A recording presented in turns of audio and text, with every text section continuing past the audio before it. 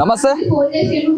వరంగల్లోని ఏకశిలా park, professor Jayashankar park లో కూడా పెద్ద ఎత్తున కూడా ప్రొటెస్ట్ జరుగుతున్న సందర్భం చూస్తూనే ఉన్నాం.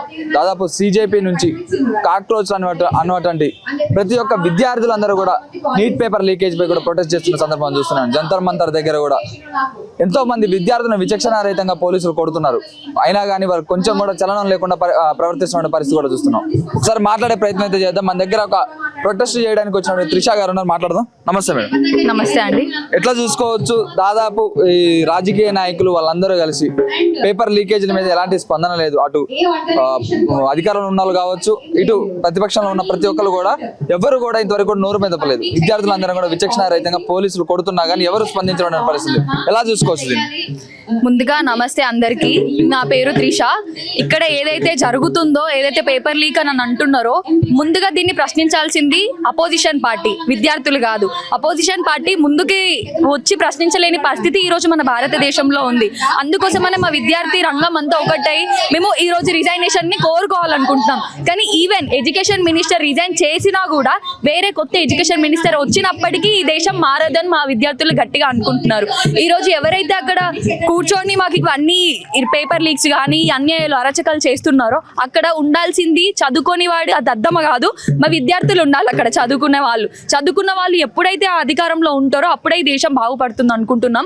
అండ్ ఈ రిజైనేషన్ ఏదైతుందో, ఆ రిజైనేషన్ అయినప్పటికీ మా ఎడ్యుకేషన్ సిస్టమ్ మారదు అని మేము అనుకుంటున్నాము. ఆ రిజైనేషన్ అయినా బట్ స్టిల్ ఆ రిజైనేషన్ కావాలని కోరుకుంటున్నాము.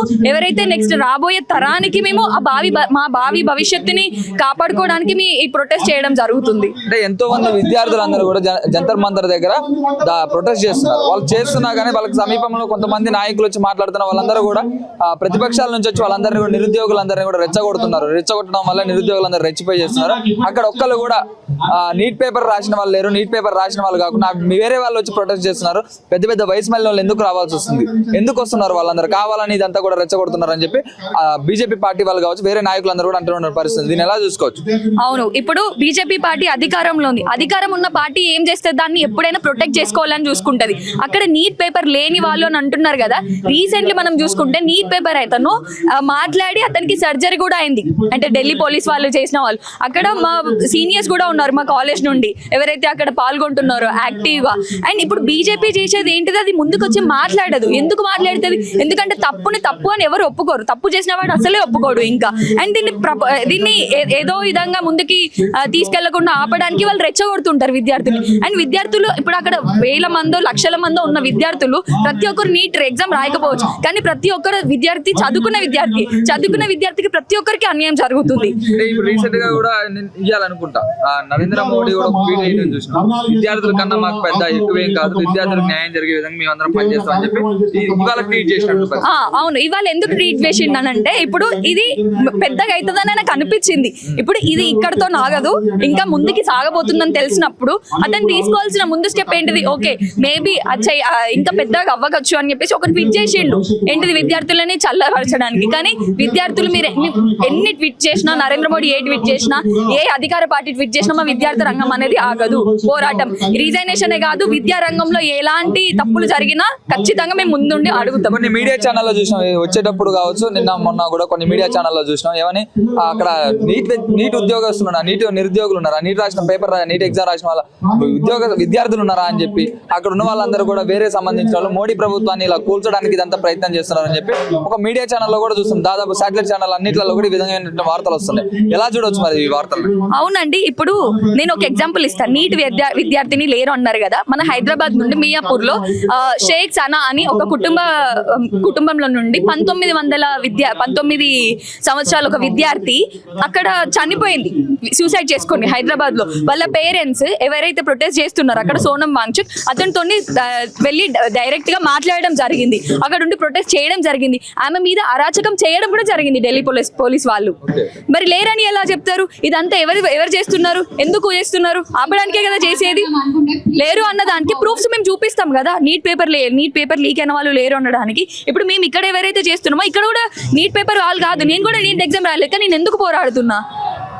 అందులో నా భవిష్యత్తు ఉంది. రేపు రాబోయే రోజులలో నేను ఒక ఎగ్జామ్ రాస్తా, ఏదో ఒక ప్రభుత్వ ఉద్యోగానికి నేను ప్రిపేర్ అవుతాను.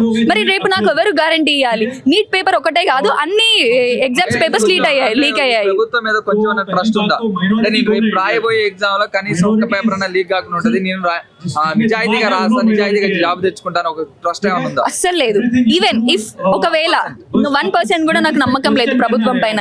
ఇఫ్ ఇన్ కేస్ ఒక నమ్మకం అనేది ఉంటే మనకి ఇప్పుడు ఒక నీట్ పేపర్ కాదు, ఒక గవర్నమెంట్ డిగ్రీ కాలేజ్ లో నీకు ఫీజు రీఎంబర్స్మెంట్ అయితే లేదు. అశోక్ నగర్ లో, రాజేంద్ర నగర్ లో, ఢిల్లీలో ఇవన్నీ కోచింగ్ సంస్థలు లక్షల ఫీజు తీసుకొని పిల్లల జీవితాలని ఖరాబ్ చేస్తున్నాయి. అలాంటప్పుడు లక్షల ఫీజులు తీసుకున్నప్పుడు ఈ విద్యార్థులు ఎలా నమ్ముతారు ప్రభుత్వం? ఈ ప్రభుత్వం అనేది పిల్లలకు అండగా నిలిచినప్పుడు కదా ప్రభుత్వాన్ని నమ్మేది. ప్రభుత్వమే ఈ రోజు ప్రశ్నించడానికి ముందుకు రావట్లేదు, ప్రభుత్వమే ప్రశ్నించే వాళ్ళకి సమాధానం ఇవ్వడానికి ముందుకు రావట్లేదు. అలాంటప్పుడు అదే ప్రభుత్వాన్ని ఎలా నమ్ముతాం? అదే ఎమ్మెల్యే ఎంపీ వాళ్ళకి ఒక పరీక్ష ఉండదు వాడు ఎమ్మెల్యే ఎంపీ కావడానికి. అదే ఒక విద్యార్థి ఒక ఐఏఎస్ ఆఫీసర్ కావాలంటే, ఒక ఐపీఎస్ ఆఫీసర్ కావాలంటే 10-15 సంవత్సరాలు కష్టపడాలి, 5-6 సంవత్సరాలు కష్టపడాలి. ఇన్ని సంవత్సరాలు కష్టపడి మేము దేశాని కోసం చాకరీ చేస్తుంటే వాళ్ళు ఏ ఎగ్జామ్ లేకుండా పైసలతోని, మందులతోని, డబ్బులకి అమ్ముడు పోయి అన్ని చేసుకొని ఇప్పుడు విద్యారంగంనే కూల్చేయాలని అనుకుంటున్నారు. అలాంటప్పుడు ఈ ప్రభుత్వాన్ని ఎలా నమ్మమంటారు మీరు మమ్మల్ని? ఇంకెన్నాళ్ళు ఉండబోతుంది ఈ ప్రొటెస్ట్ అనేది? ఈ ప్రొటెస్ట్ అనేది రిజైన్ చేసే వరకు ఉంటుంది. ఎడ్యుకేషన్ మినిస్టర్ ఎప్పటి వరకు రిజైన్ చేస్తారో అప్పటి వరకు ఉంటుంది. ఏదో మమ్మల్ని కొట్టి వెనకాలకు పంపిద్దాం, బొద్దింకలాగా తీసి పారేద్దాము, హిట్లతో కొడితే మేము పోయే వాళ్ళం కాదు.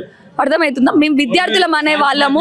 మమ్మల్ని కొట్టినా, తరిమినా, ఏం చేసినా మా లోపల ఒక భగత్ సింగ్ ఉంటుంది, సావిత్రిబాయి ఫూలే ఉంటుంది, ఝాన్సీ లక్ష్మీబాయి ఉంటుంది, అంబేద్కర్ ఉంటారు.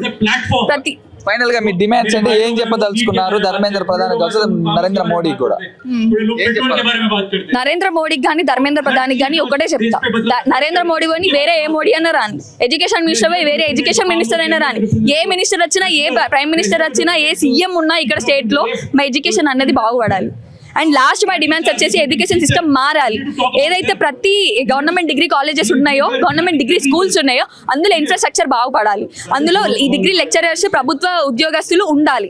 అండ్ పోస్టులు అనేవి, నోటిఫికేషన్స్ అనేవి ఇంక్రీజ్ చేయాలి తెలంగాణ ప్రభుత్వంలోనే కాదు, మన భారతదేశం మొత్తంలో నోటిఫికేషన్ అనేవి ఇంక్రీజ్ కావాలని కోరుకుంటున్నాము. అండ్ ఎస్పెషల్లీ రిజైగ్నేషన్ అనేది కావాలి. రిజైగ్నేషన్ వచ్చి వేరే మినిస్టర్ వచ్చినా కూడా 21 మంది దాకా కూడా చనిపోయినట్టు, ఆత్మహత్య చేసుకున్నట్టు విద్యార్థులందరూ కూడా న్యాయం జరగాలని చెప్పడం. ఎవరైతే 29 మంది సూసైడ్ చేసుకున్నారో ఆ కుటుంబాలకి ఒక 1 lakh or 2 lakhs వాళ్ళకి తోచినంత సహాయం చేయాలని కోరుకుంటున్నాం మా విద్యార్థులందరము. ప్రభుత్వం నుండి ఆ 21 విద్యార్థులకి ఏదైనా సహాయం చేయాలి. ఇప్పుడు పోయిన ప్రాణంని మనం తీసుకురాలేము, కానీ ఉన్న ప్రాణాలను మనం కాపాడుకోవాలి. ఉన్న విద్యార్థుల ప్రాణాలను మాత్రం మనం కాపాడుకోవాలని ప్రభుత్వాన్ని కోరుకుంటున్నాం మేము.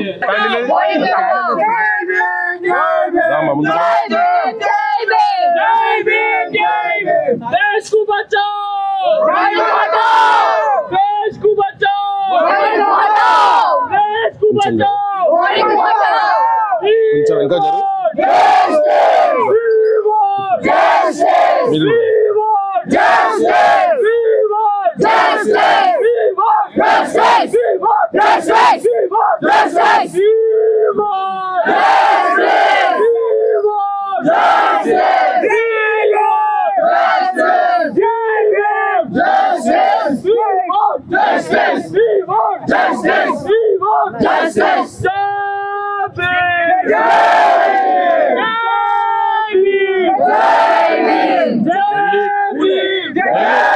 ఢిల్లీ వీధులలో లాఠీ చార్జ్ అండ్ వాళ్ళని